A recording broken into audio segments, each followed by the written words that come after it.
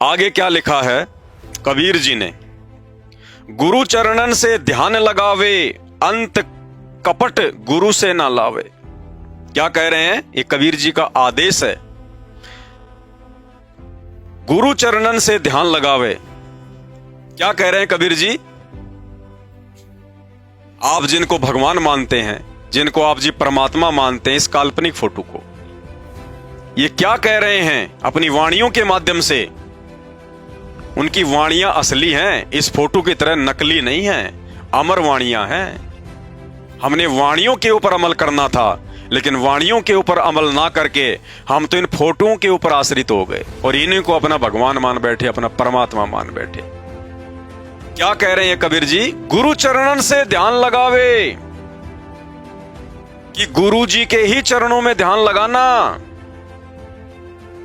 गुरु जी के अलावा मेरे अंदर ध्यान ना लगाना, इस फोटो में ध्यान ना लगाना। गुरु चरणन में ध्यान लगावे और अंत कपट गुरु से ना लावे।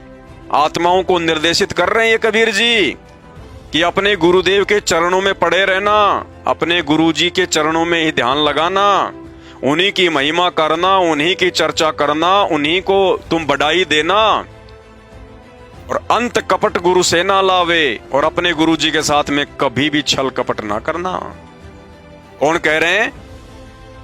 जिनको दुनिया कबीर मानती है, कबीर अपनी अमर वाणियों के माध्यम से कह रहे हैं गुरु चरणन में ध्यान लगावे, अंत कपट गुरु से ना लावे।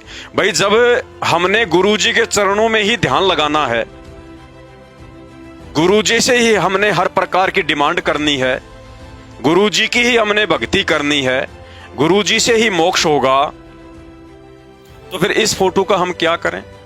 इस फोटो के चरणों में तो ध्यान लगाने का खुद इनका आदेश ही नहीं है। ये तो खुद कह रहे हैं कि तू अपने गुरु जी के चरणों में ध्यान लगाना अगर मोक्ष चाहिए तो गुरु चरणन से ध्यान लगावे, अंत कपट गुरु से ना लावे।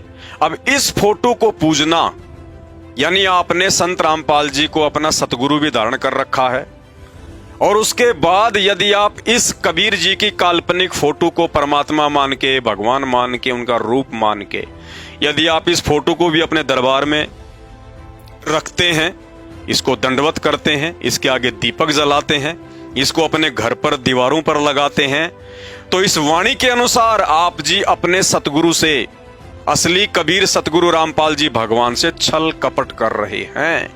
आप दो नावों की सवारी कर रहे हैं। एक म्यान में जबरदस्ती दो तलवार फिट करने का प्रयास कर रहे हैं। एक म्यान में कभी भी दो तलवार नहीं समा सकती। एक भगत के हृदय में दो भगवान नहीं समा सकते कभी भी। इसलिए सतगुरु रामपाल जी भगवान के भक्तों के लिए, धरती पर प्रकट इस असली कबीर के भक्तों के लिए इस फोटो को पूजना, घर पर रखना, दरबार में रखना, इसको भगवान मानना, जून के महीने में इसका प्रगट दिवस मनाना, आश्रमों में या अपने अपने घरों पर इसको भोग लगाना, अपने असली कबीर सतगुरु रामपाल जी से छल कपट करने में आता है। इसलिए इस फोटो को फाड़ना आप सभी भाई बहनों को संदेशा देने के लिए साध संगत से जुड़े हुए भगत भाई बहनों का परम कर्तव्य है, ताकि आपकी आस्था, आपका विश्वास, आपका समर्पण केवल आपके गुरुदेव सतगुरु रामपाल जी के चरणों में बन जाए। अगर इस फोटो में आपकी आस्था रही तो सतगुरु रामपाल जी भगवान आपके ऊपर कभी भी अपना पूर्ण आशीर्वाद नहीं बरसा पाएंगे।